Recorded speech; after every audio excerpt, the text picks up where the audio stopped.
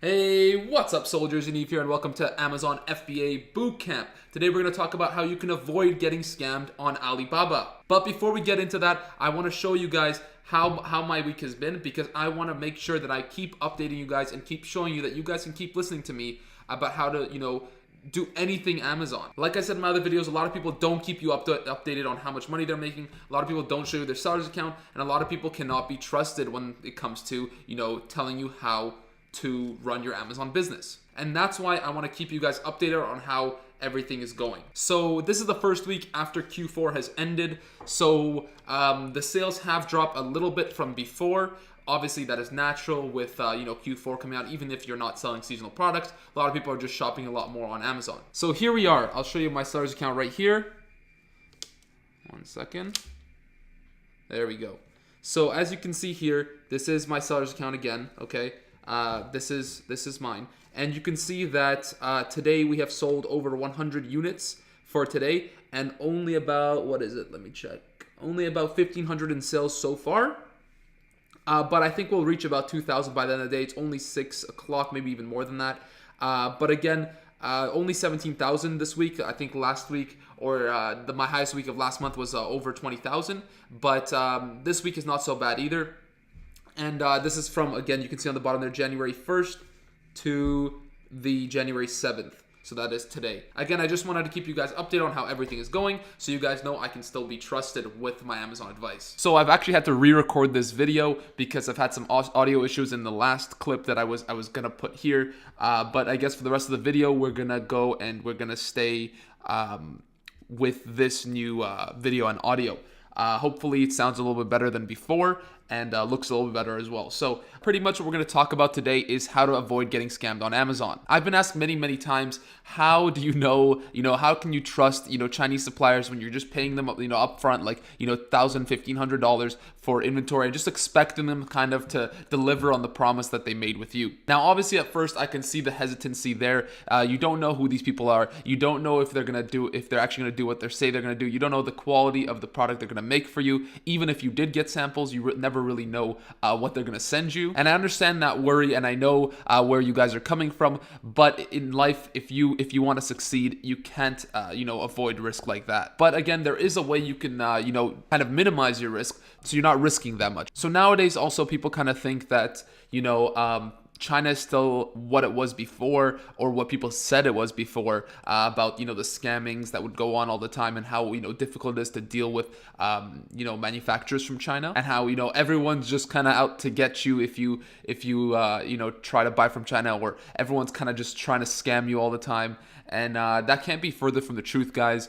People in China and the manufacturers in China would not be in business if they didn't have customers like you and me that are actually shopping from obviously around the world, because China's economy kind of is dependent on manufacturing and creating products and things for the rest of the world. Obviously, that's why everything is made in China. That's a new thing that's been happening now. So literally almost every single product is made from China. And if they were just scamming everyone, then no products would be made from China and people would stop buying from China. So clearly, there are good manufacturers, and there are people that are looking to start a relationship, like a business relationship with you, and kind of a partnership for the future and the long term. Because if you think about it, even if someone's trying to scam you, that's just a one-time payment, right? You pay them $1,000 and then they disappear. But what is better for these manufacturers is if they can actually create a business partnership with you, and then you buy from them for the next 5 to 10 years or even longer than that. That's a lot better for them, and that's what they're actually looking for, because they make a lot more money that way, and they grow their manufacturing company and a lot more and a lot faster like that by providing good service to the people who are actually looking for or rather looking to get things manufactured from them. So I would say don't let that keep you held back in your Amazon journey. Don't worry about getting scammed by suppliers. Obviously there are red flags that you want to look out for, and there are going to be things that you might want to be wary about. But for the most part, the tips I'm going to show you today are actually going to neglect 99% of the Alibaba scammers or the Chinese manufacturing scammers out there. And then, the other 1%, you can just be a little bit wary to look out for any red flags and stuff like that. Okay, so let's just assume you are actually, done your product research, you found the product you want to sell, and you know that you can source it from Alibaba. What do you do now? So what I would say you do is you first obviously go on Alibaba, or again DHgate, which is another manufacturing website, kind of connects people to manufacturers, or businesses to manufacturers in China.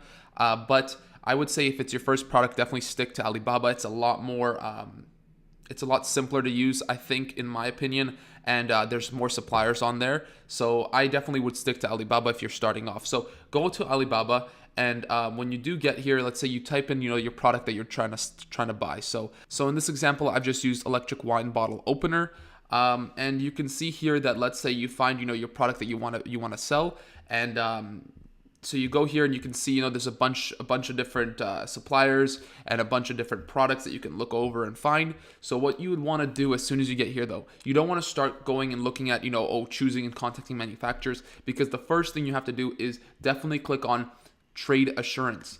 Once you click on trade assurance, it's going to cut down a lot of the people.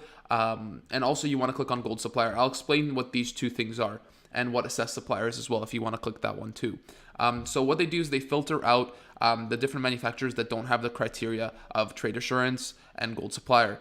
Trade assurance is actually a thing that Alibaba does that kind of backs the supplier. So for example, if you do decide to pay through Alibaba payment systems, which I don't do, and I wouldn't recommend you do either, they would actually cover any expenses that the supplier had, messed up, or if you got scammed or anything, they would cover those expenses and they would give you your money back. Again, I don't use the Alibaba payment system.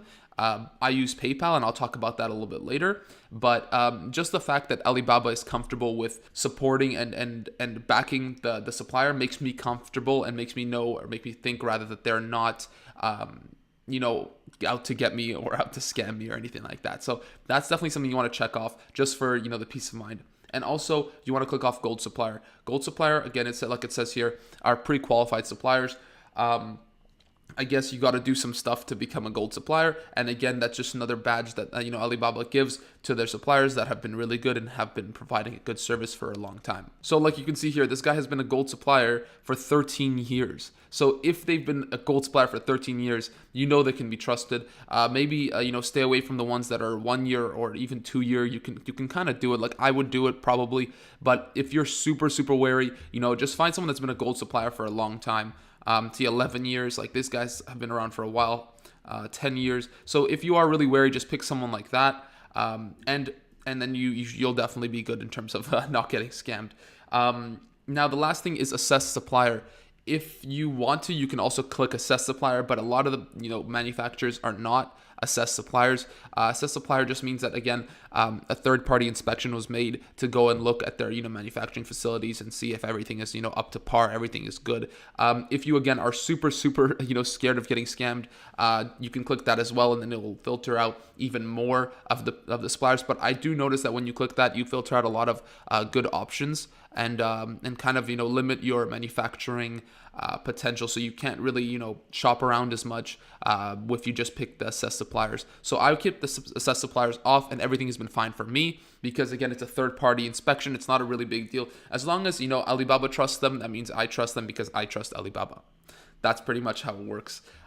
So that's pretty much it for the actual looking for your product. The next thing I would say you do is, every time you do decide you're going to buy a product and you do want to actually go ahead and purchase it, never purchase from anything. Definitely don't wire transfer them. Don't do any credit union stuff. Like, don't send any payment wires and stuff, because that's definitely a way to get scammed.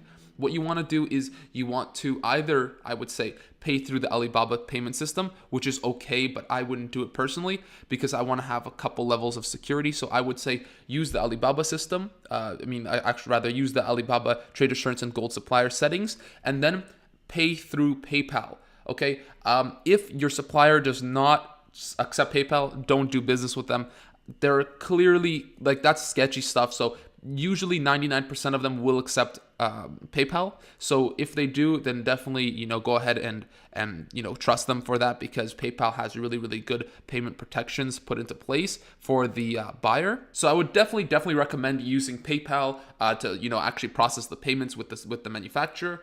Because it will cover the bases with Alibaba covering your butt for any anything that goes wrong, or PayPal, if anything goes wrong, can also help you out with that. So now I'll actually show you how to properly pay through PayPal so you can have the PayPal purchase protection as a customer, as the buyer. So here we are. When you actually log into PayPal, you'll have an option here that says pay or send money. When you do click that, don't press send money to friends and family. Pay for goods and services. Again, when you do this, what did I do here? No, I don't want to send money to friends and family. So again, when you do get to PayPal, you're going to have two options to pick from: pay for goods and services or send money to friends and family. If you want to get scammed, use send money to friends and family. If not, use pay for goods and services, because then you get your PayPal purchase protection. And the only thing about this is, though, if the supplier does ask you, or is saying that they're not going to accept PayPal, a lot of the time it's because they don't want to pay for the PayPal fee. So if you do explain to them that you will pay for the PayPal fee, then they'll be willing to use PayPal. Now that's perfectly normal. Most suppliers will not accept PayPal unless you pay for the PayPal fee, which is 4.4% that they get charged for. If you do take that expense onto yourself, then they will definitely accept PayPal for the most part. If you get really lucky and you get a supplier that's okay with paying that extra 4.4%, then that's really great for you. But most of them are going to say that expense is going to be carried on to you. So that's not really a big deal. All you have to do is just add 4.4% to what you're paying them in the first place. And then you actually will also get the PayPal purchase protection if anything goes wrong. If the products arrive, super late, they get stopped at the border, or aren't allowed into the country, or are defective, or whatever they might be, that's not what you wanted. So let's just zoom back on me, and I'll talk to you guys for the rest of this video, because that's pretty much all you need to do to avoid getting scammed in terms of the technical side with when you're searching for a supplier or when you're paying for the supplier.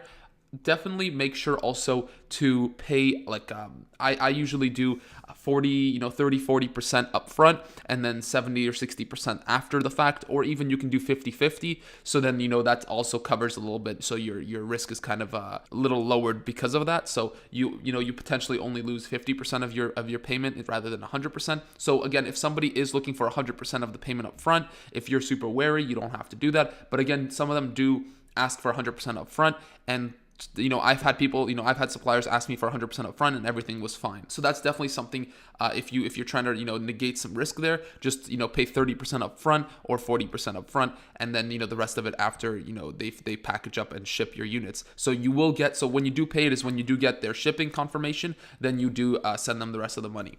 So don't send it to them before if you're super, scared of getting scammed. Now, I believe that when you're dealing with a manufacturer, like I said before, they're not out to scam you. No, not everyone in this world is out to get you and out to steal your money. That's not how it is. Most of the time, what it really is that they don't understand what you really wanted, or they misunderstood you. So you need to really make sure that you're super clear with your manufacturers and that they know exactly what you're looking for. A lot of the times, what I like to do is I like to, tell them what I want, and then I'd ask them to repeat back what they understood from that conversation. So what exactly I want and how I want it, when I want it, all that good stuff. So they will actually tell it back to you. So that's actually better, because you actually can see them at what they think you asked for and actually make sure that there are no misunderstandings there. So then, after they're done manufacturing, there's no problem. I'd say be super specific about what you want, because again, their English sometimes isn't the greatest and it's a little bit hard to understand what they're saying. And for them, it's a little bit hard to understand what you're saying. It's just the language barrier. It's just the nature of the business. And it is, an obstacle you will have to overcome and something you will have to learn. It is definitely a skill to speak with Chinese manufacturers and kind of understand where they're coming from and what they actually mean. Another great thing I like to do is I like to ask them for pictures all the time. So as they're, producing your stuff for you or your product for you, you really want to get pictures of what they're doing and kind of understand exactly where they are in the process. And most of the time they will, do this for you. They don't really mind, especially the person that you contacted in the first place. They kind of, I'm sure they get paid on commission in terms of how much business they can bring in from you. So they will do pretty much anything to keep you as a customer. Again, they are looking for long-term partnerships because that's how they make their real money over the long term. So that's definitely a thing. Get pictures and it will help you kind of make sure that everything is going smoothly and everything is exactly the way you want it. So that's pretty much it. I hope you guys enjoyed the video. I hope it actually did help some of you guys out and maybe ease some some concerns you guys might have been having with starting Amazon the business and actually dealing with Chinese manufacturers. If you guys have any questions or comments, you guys can leave it down below, or you can ask me, anything in the YouTube messages, and I'll get back to you as soon as I can.